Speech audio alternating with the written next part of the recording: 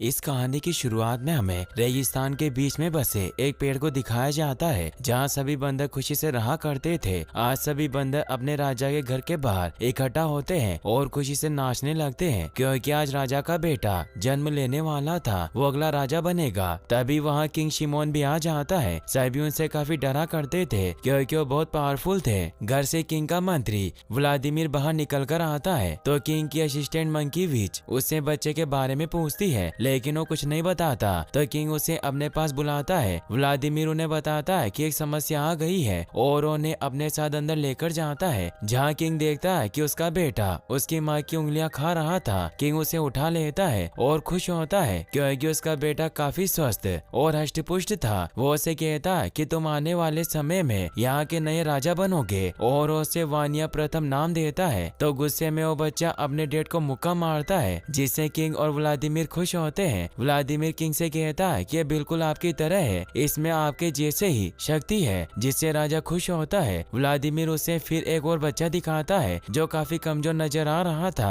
King उसे पूछते हैं कि बच्चा किसका है, तो व्लादिमीर उन्हें बताता है कि आपके दो बच्चे जन्मे हैं, जिसमें से पहला है, इसीलिए ये होने वाला राजा बनेगा। किंग देखता है कि वो बच्चा बहुत छोटा और कमजोर है, जिससे वो गुस्सा होने लगता है। तभी वहाँ उनकी असिस्टेंट विच भी आ जाती है जो राजा को कहती है कि ये बच्चा हमारे जैसा नहीं है, ये कुदरत की गलती है, इसीलिए जिंदा नहीं बचेगा, हमें इसे मार देना चाहिए। प्रजा इसे राजा के रूप में स्वीकार नहीं करेगी। राजा भी अपने दोनों बच्चों को हाथ में लेकर देखता है कि उसका पहला बेटा काफी छोटा और कमजोर है, इसीलिए अपने मंत्री व्लादिमीर को उस बच्चे को मारने के लिए दे देता है क्योंकि रानी अभी गहरी नींद में थी। व्लादिमीर उस बच्चे को एक भेड़िया को खिलाने के लिए बाहर आ जाता है और उसे नीचे फेंकने की कोशिश करता है, मगर उसके हाथ से अलग नहीं होता। उस बच्चे की मासूमियत देखकर व्लादिमीर को भी उससे प्यार हो जाता है, मगर जब वो राजा का शोर सुनता है तो बच्चा नीचे गिर जाता है और भेड़िए के मुंह में जाने वाला था, मगर तभी एक बंदर उसे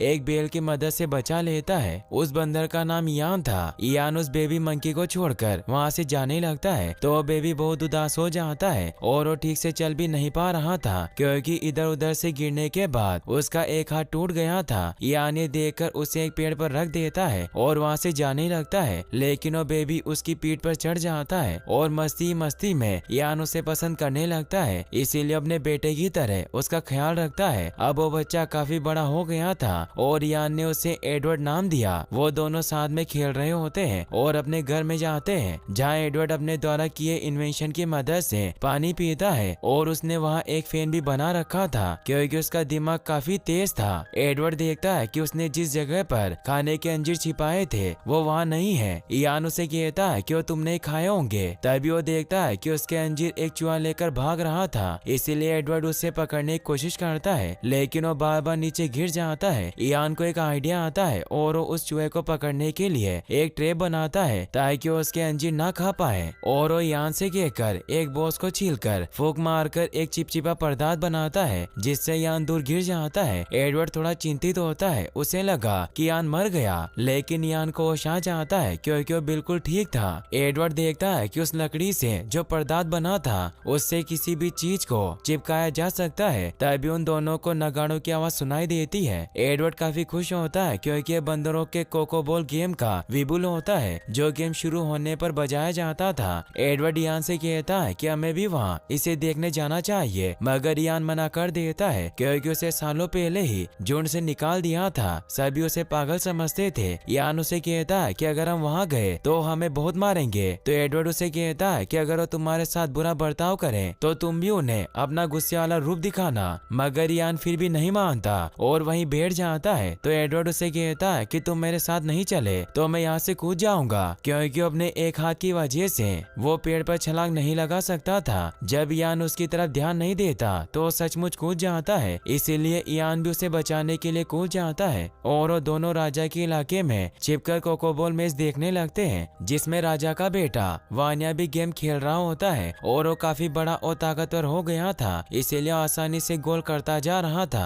सभी इससे काफी खुश होते हैं। किंग भी खुश थे। यान गेंद की तरफ अट्रैक्ट होता है तो एडवर्ड उसे समझाता है कि हम बाहर नहीं जा सकते वरना सभी हमें देख लेंगे, मगर जब वो गेंद यान के पास से गुजरती है तो यान खुद पर काबू नहीं कर पाता और उस गेंद को पकड़ने के लिए जंप लगा देता है, जिससे इयान और एडवर्ड गेंद के साथ नीचे गिर जाते हैं और वो बॉल एक पत्थर के अंदर जाकर फंस जाती है। सभी बंदर इयान पर गुस्सा होने लगते हैं क्योंकि उसकी वजह से उनकी बॉल खो गई थी। वो उसे मारने लगते हैं। ये देखकर एडवर्ड एक लकड़ी की मदद से उस बॉल को बाहर निकाल लेता है। सभी ये देखकर हैरान रह जाते हैं कि एडवर्ड ने गेंद कैसे बाहर निकाली। एडवर्ड उन्हें बताता है कि मैंने ये सब एक खास पदार्थ की मदद से किया जो लकड़ी से निकलता है और इससे किसी भी चीज को पकड़ा जा सकता है। अब वानिया भी एडवर्ड के पास आ जाता है और उसे ऊपर उठाकर गेंद बाहर निकालने के लिए थैंक्स कहता है। तो एडवर्ड वानिया को कहता है कि मेरे पास कोको बोला गेम को अच्छा बनाने का विचार है, हम एक फील्ड बना सकते हैं। मगर वानिया उसे कहते हैं कि यहाँ के नियम कभी नहीं बदलते। तभी विच और व्लादिमीर देखते हैं कि एडवर्ड के पैर की एक उंगली छोटी है, जिससे वो पहचान जाते हैं कि वो महाराज का पहला बेटा है। इससे वो परेशान होते हैं क्योंकि महाराज ने उन्हें उसे मारने को कहा था। अब उस चिपचिपे पदार्थ की वजह से वो बॉल वानिया से चिपक जाती है, इसीलिए सभी बंदर उस गेंद को निकालने की कोशिश करते हैं। यह देखकर इयान और एडवर्ड चुपचाप वहाँ से निकल जाते हैं। अब जैसे तैसे सरगई नाम का बंदर उस गेंद को निकाल लेता है, लेकिन वो उस बॉल के साथ ही हवा में उछल जाता है और वो बॉल किंग के सर पर जाकर चिपक जाती है। व्लादिमीर जब उस बॉल को निकालता है तो उस बॉल के साथ साथ राजा के सारे बाल भी निकल जाते हैं। किंग व्लादिमीर पर गुस्सा होते हैं तो व्लादिमीर कहता है कि वो मैं नहीं था।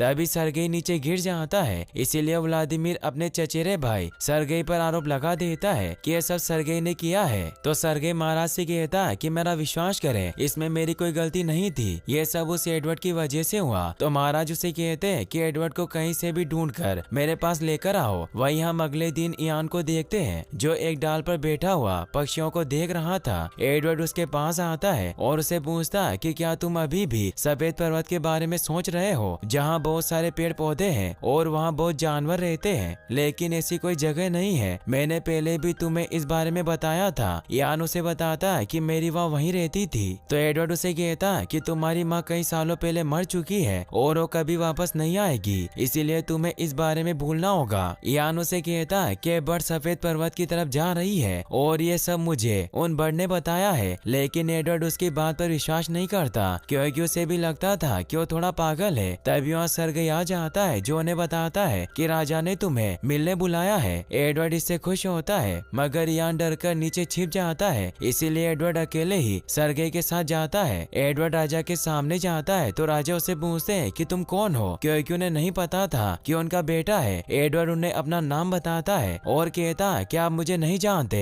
क्योंकि मैं उत्तर की तरफ रहता हूँ, जहाँ मेरे और इयान के अलावा कोई नहीं रहता। इयान भी वहाँ पर आ गया था क्योंकि उसे एडवर्ड की फिक्र थी। एडवर्ड महाराज से कहता है कि मुझे आपसे मिलकर बहुत खुशी हुई। राजा उसे कहते हैं कि मैंने सुना तुम मैजिक करते हो। एडवर्ड उन्हें कहता है कि जादू कुछ नहीं होता। विच इससे गुस्सा होती है क्योंकि वो जादू जानती थी। राजा उसे चुप करवा देते हैं और एडवर्ड से उस ग्लू के बारे में पूछता है। तो एडवर्ड उन्हें बताता है कि मेरा एक आविष्कार है जो हर कोई कर सकता है, और वो इयान से लोटस का एक पत्ता मंगवाता है और पेड़ के पत्तों से राजा के लिए एक ताज बना देता है। राजा इससे खुश होते हैं। सभी को ताज काफी पसंद आता है। वानिया विच की तरफ इशारा करता है क्योंकि उसे पता था एडवर्ड उसका भाई है और उसे मारना चाहता था, इसीलिए विच उसका एक काम करने के लिए निकल जाती है। अब एडवर्ड इयान के लाए हुए लोटस के पत्ते पर थोड़ा पानी डालता है जिससे वो एक मिरर की तरह काम करता है। वो महाराज को उसके पास ले जाता है और उसमें उन्हें उनकी शक्ल दिखाता है, जिसमें वो खुद को देखकर ही डर जाते हैं। तो एडवर्ड उन्हें कहता है कि डरिए मत, महाराज ये आपका प्रतिबिंब है जो आपको पानी में दिखाई दे रहा है। राजा इससे खुश होते हैं। अब एडवर्ड बैलों की मदद से राजा के लिए एक सिंहासन बनाता है, जिस पर जब राजा बैठते हैं तो उन्हें दूर तक नजर आता है और अपनी पूरी प्रजा को देख पा रहे थे। एडवर्ड उन्हें झूला झुलाने लगता है। वहीं हम विच को देखते हैं जो अपने मंत्रों की मदद से टिड्डों को अपने वश में करके उन्हें एडवर्ड को मारने के लिए भेज देती है। वो टिड्डे एडवर्ड और बाकी बंदरों पर हमला कर देते हैं। एडवर्ड का पैर फिसलने की वजह से राजा को धक्का लग जाता है, जिससे वो नीचे एक चट्टान पर गिर जाते हैं। सभी को लगता है कि राजा मर चुका है। विच इसका इल्जाम एडवर्ड पर लगाती है कि उसने ही राजा को मारा है, और अब वानिया भी अपने प्लान के मुताबिक एडवर्ड को धक्का देकर नीचे फेंक देता है। अब राजा भी वापस से ऊपर आ जाता है क्योंकि वो मरा नहीं था। वो वानिया पर गुस्सा करता है कि तुमने ऐसा क्यों किया। तो वानिया उन्हें कहता है कि वो आपको मारना चाहता था, इसीलिए उसका मरना जरूरी था। तो किंग उसे कहते हैं कि कोई बंदर दूसरे बंदर को नहीं मारता, यही हमारा नियम है। वानिया उन्हें कहता कहता है कि क्या आपको यकीन है कि आपने कभी किसी बंदर को मारने का आदेश नहीं दिया। राजा इससे हैरान होते हैं और व्लादिमीर की तरफ देखते हैं क्योंकि उन्हें लगता है कि उसने ही वानिया को सब कुछ बताया होगा। वानिया वहाँ से चला जाता है। डिएगो नाम का एक बेबी बंदर अपनी माँ से पूछता है कि क्या एडवर्ड कभी वापस नहीं आएगा, तो उसकी माँ उसे कहती है कि कोई भी जब इस जगह से नीचे गिरता है तो वापस नहीं आता।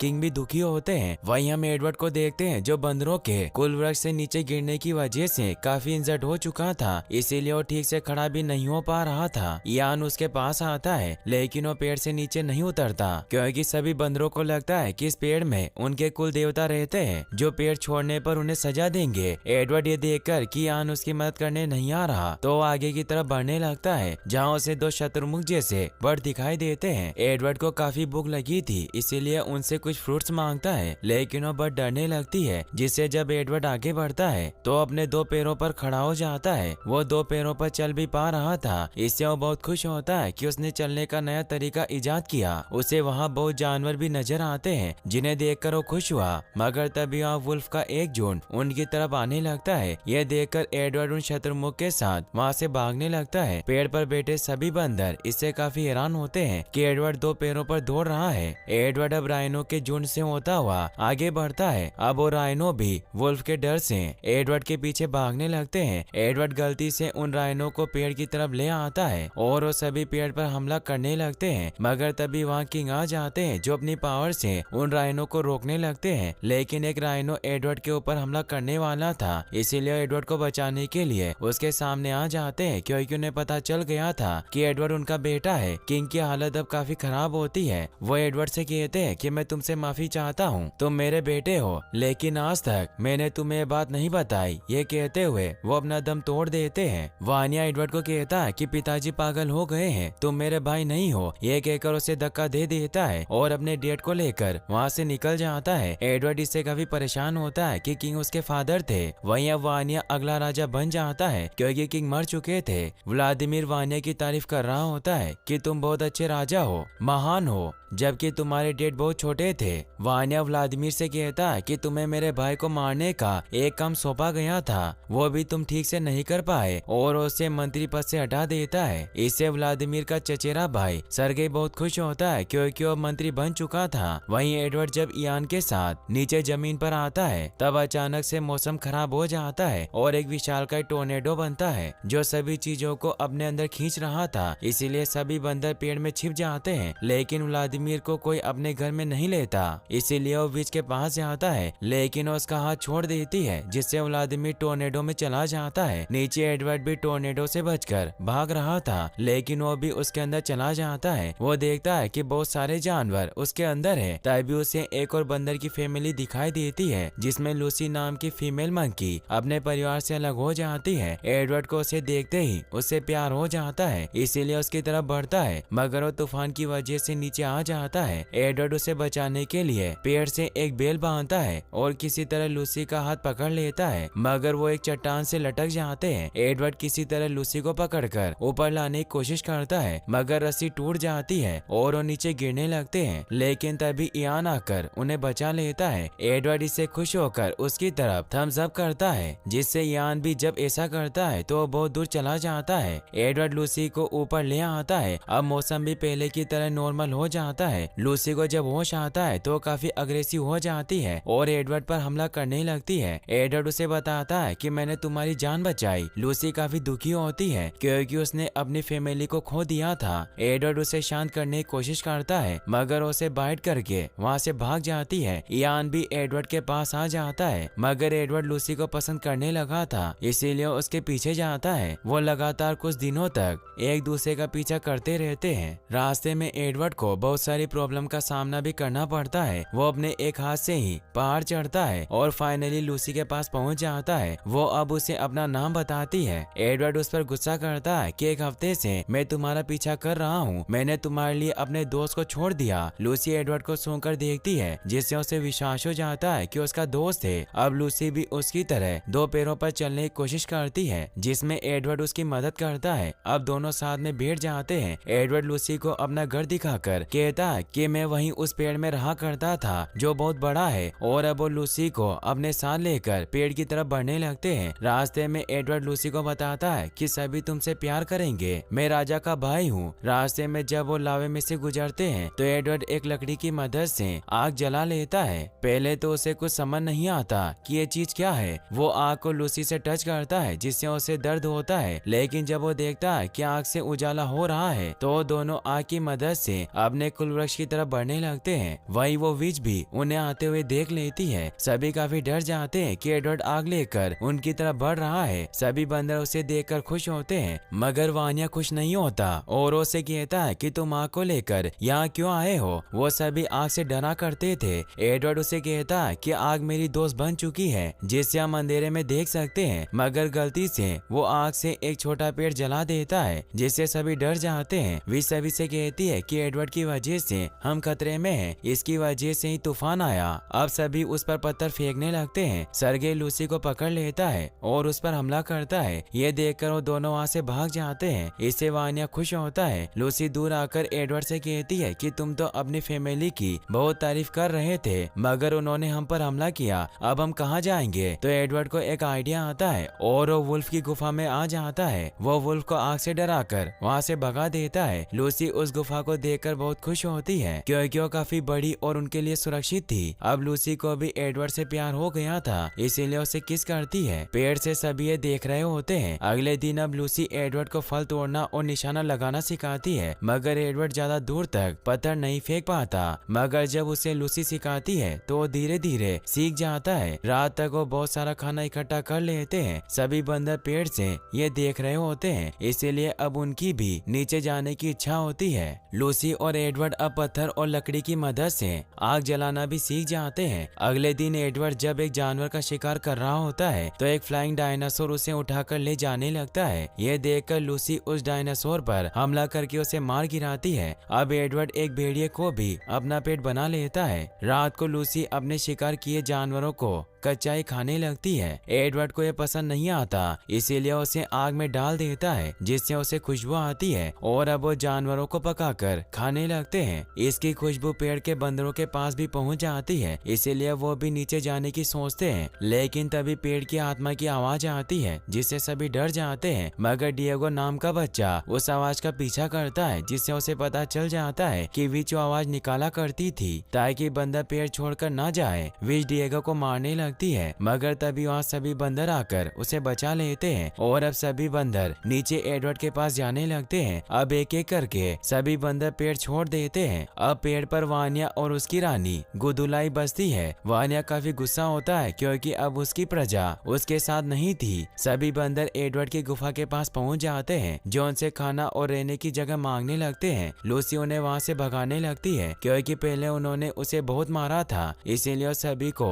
बाहर भगा देती है। लेकिन सभी बंदर एडवर्ड को कहते हैं कि हम तुम्हारा परिवार हैं, हम एक ही साथ पेड़ पर पैदा हुए थे। तो एडवर्ड भी उनकी बात मान लेता है और वो किसी तरह लूसी को भी मना लेता है। अब वो सभी खाना खाकर वहीं सो जाते हैं। एडवर्ड एक बंदर पर पैर रख देता है जिससे एक आवाज होती है और अब वो सभी इधर उधर की चीजों को हिट करके गाना बजाने लगते हैं और खूब एंजॉय करते हैं। वानिया भी पेड़ से ये सब देख रहा था। अब धीरे धीरे ऐसे ही वक्त गुजरता जाता है और सालों बीत जाते हैं। एडवर्ड के साथी अब काफी डेवलप हो गए थे और उन्होंने अपने रहने के लिए घर बना लिए थे। लूसी भी अब प्रेग्नेंट हो चुकी थी जिससे एडवर्ड बहुत खुश था। वो बाहर आता है और देखता है कि उसका पूरा परिवार बहुत खुश है। एडवर्ड डिएगो के पास आता है जो मेहमत की ड्राइंग बना रहा था, जिससे वो खुश होता है क्योंकि उसने चीजों को ड्रॉ करने का नया तरीका इजाद किया था। तभी वो देखता है कि सरगे दो बंदरों के साथ बदतमीजी कर रहा है, इसीलिए वो उन्हें रोकने जाता है। वहीं हम विच को देखते हैं जो अब एडवर्ड से बदला लेने के लिए अपनी टिड्डों की फौज को जगा देती है और उसे एडवर्ड के गांव में भेज देती है। टिड्डे एडवर्ड के परिवार पर हमला कर देते हैं और लकड़ी से बने हुए घर और सभी चीजों को पूरी तरीके से राख कर देते हैं, जिससे अब वहाँ कुछ नहीं बचता। सभी से काफी दुखी होते हैं। सरगे सभी से कहता है कि ये सब वानिया ने किया है और वो सभी को वानिया के खिलाफ भड़काता है। एडवर्ड उन्हें रोकने की कोशिश करता है लेकिन वो नहीं रुकते और सरगे सभी लोगों के साथ वानिया को मारने के के लिए निकल जाता है। एडवर्ड अपने पेड़ के साथ पहले ही पेड़ के पास पहुंच जाता है और वानिया को आवाज लगाकर बताता है कि सर्गेई लोगों के साथ तुम्हें मारने आ रहा है, लेकिन वानिया नीचे नहीं आता।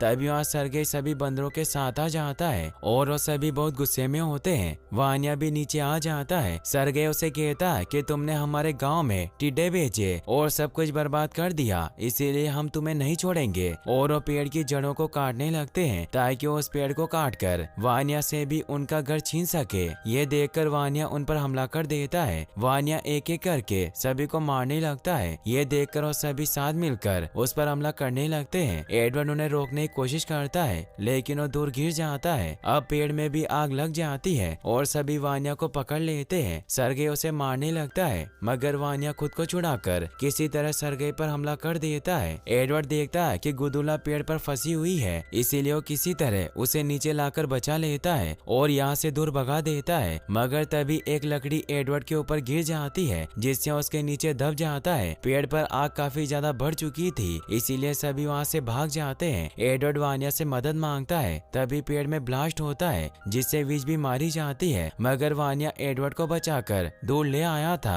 अब सब कुछ राख हो चुका था। वानिया बहुत दुखी होता है क्योंकि उनके पुरखों का पेड़ नष्ट हो गया था। एडवर्ड उसे कहता है कि ये सब मेरी वजह से हुआ, तो वानिया उसे कहता है कि इसमें तुम्हारी कोई गलती नहीं थी। मैं सत्ता के लालच में अंधा हो गया था, इसीलिए मैं तुम्हें मारना चाहता था। एडवर्ड कहता है कि तुमने मेरी जान क्यों बचाई, तो वानिया दो पैरों पर खड़ा होता है और एडवर्ड से कहता है कि तुम मेरे भाई हो। अब वो दोनों गले लग जाते हैं और बहुत खुश होते हैं। अब वहाँ बाकी सभी बंदर भी आ जाते हैं। लूसी एडवर्ड को जिंदा देखकर बहुत खुश होती है। सर्गेई सभी से कहता है कि अब हमारे पास कुछ नहीं बचा, चारों तरफ रेगिस्तान है, इसीलिए हम ज्यादा समय तक जिंदा नहीं बचेंगे। सभी इससे डर जाते हैं। एडवर्ड सभी को शांत करने की कोशिश करता है, लेकिन वो नहीं सुनते। तभी एडवर्ड की नजर कुछ बर्ड पर जाती है जो पहाड़ों की तरफ बढ़ रही थी। वानिया सभी को शांत करता है और एडवर्ड सभी को बताता है कि मैं एक ऐसी जगह जानता हूँ जहाँ सभी के पास अलग अलग पेड़ होंगे, झरने होंगे, फल फ्रूट होंगे। तो सभी खुश हो जाते हैं और अब वो सभी पक्षियों के पीछे पीछे व्हाइट माउंटेन की तरफ बढ़ने लगते हैं, जिसके बारे में इयान ने एडवर्ड को बताया था। काफी दिनों के सफर के बाद वो उस रोशनी के पार पहुंच जाते हैं जहाँ उन्हें एक खूबसूरत दुनिया दिखाई देती है। सभी इससे खुश होते हैं क्योंकि वहाँ चारों तरफ हरियाली और पानी था। इयान भी वहाँ एडवर्ड के पास आ जाता है। एडवर्ड उसे देखकर बहुत खुश होता है और यहीं पर इस मूवी की हैप्पी एंडिंग हो जाती है। गाइस, अगर आपको ये वीडियो अच्छी लगी हो तो इस वीडियो को लाइक करने के साथ साथ 10 के लाइक एम भी जल्दी पूरा कर दे। साथ ही चैनल को सब्सक्राइब करना ना भूलें। Thanks for watching.